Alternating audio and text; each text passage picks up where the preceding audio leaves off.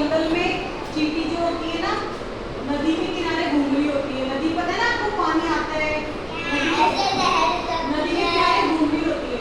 तो नदी के किनारे होती है, पानी पीने जाती है, नदी में वो डूब जाती है। तो वो डूब जाती है तो पानी के अंदर बह के जा रही होती है। ऊपर से कबूतर पेड़ पर बैठा होता है, तो वो कबूतर देख लेता है।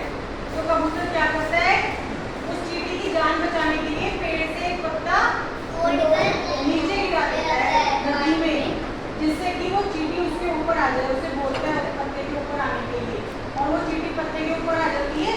फिर वो पत्ता जो होता है वो डूबता नहीं है, तैरता रहता है, उसके लिए बोट बन जाता है वो, और ऐसे चींटी की जान बच जाती है। देखो मैं आपको पैनल पे दिखा देती हूँ।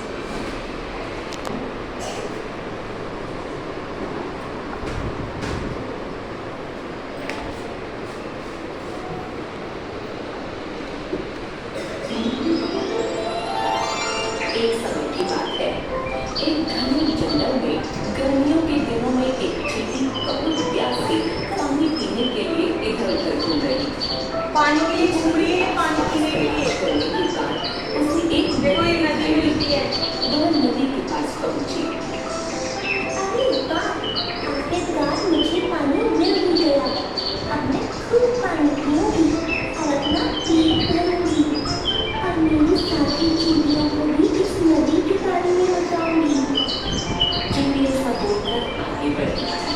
सामने पानी था, लेकिन पानी पीने के लिए वह सीधे नदी में नहीं जा सकती थी, इसलिए वह एक छोटे से पत्थर के ऊपर चढ़ गई। लेकिन जैसे ही उसने पानी पीने की कोशिश की, देखो उसका पैर फिसल गया और वो नदी में गिर गई। अब वो डूब रही है।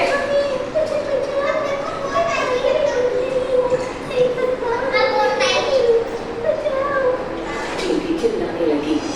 उसी नदी के किनारे देखो ये कबूतर बैठा है पेड़ पर। जिसकी टहनी पर एक कबूतर बैठा था। उसने चींटी की आवाज सुनी। कबूतर को मामला समझ आया। कबूतर को उस पर तरस आ गया और उसने चींटी को बचाने का आइडिया सोचा। अरे क्या कर